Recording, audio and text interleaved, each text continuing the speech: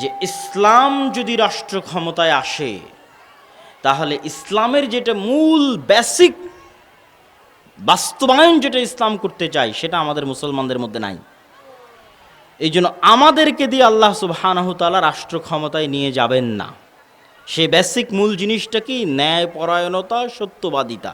এটা থেকে আমরা হাজার হাজার লক্ষ কোটি কিলোমিটার দূরে আছি। আর পাশ্চাত্য বিশ্ব আপনাকে ভয় দেখাতে থাকবে এবং তারা চাইবে এই যে গণতান্ত্রিক সিস্টেম আছে এই সিস্টেমটা টিকে থাক।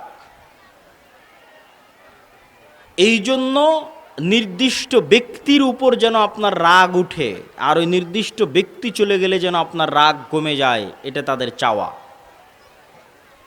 আপনি মনে করলেন গত 16 বছর আমার ওপর জুলুম করেছে অমুক, বাস অমুক চলে গেছে, আপনার রাগ মিটে গেছে।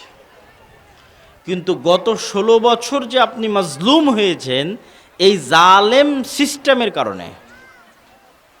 সেই জালেম সিস্টেমের নাম হচ্ছে গণতান্ত্রিক সিস্টেম। ওই জালেম সিস্টেমের নাম হচ্ছে ধর্মনিরপেক্ষ সিস্টেম, সেকুলার সিস্টেম। আমি যদি আরও স্পষ্ট করে বলি বুঝার জন্য, কিন্তু এটা সত্য, মানুষ হাসবে কিন্তু এটাই সত্য। সেটা হচ্ছে এই জুলাই এর যে গণ অভ্যুত্থান, এই গণ অভ্যুত্থানের 1700 বা 1800 যে ছাত্র নিহত হয়েছে, এই 1700 1800 ছাত্রকে আসলে গণতন্ত্র হত্যা করেছে, সেকুলার সিস্টেম হত্যা করেছে।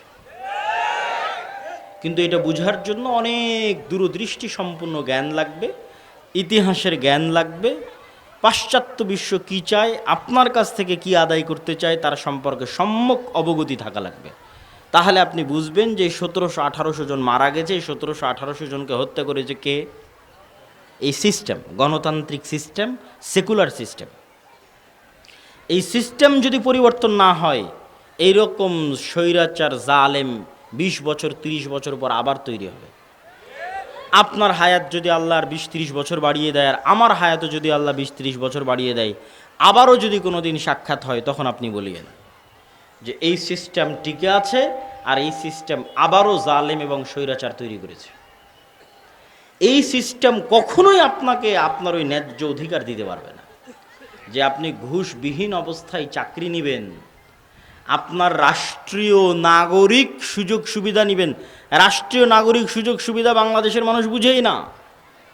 রাষ্ট্রীয় নাগরিক সুযোগ সুবিধা যেহেতু আমরা কোনোদিন চোখে দেখিনি, তো বুঝবো কেমনে?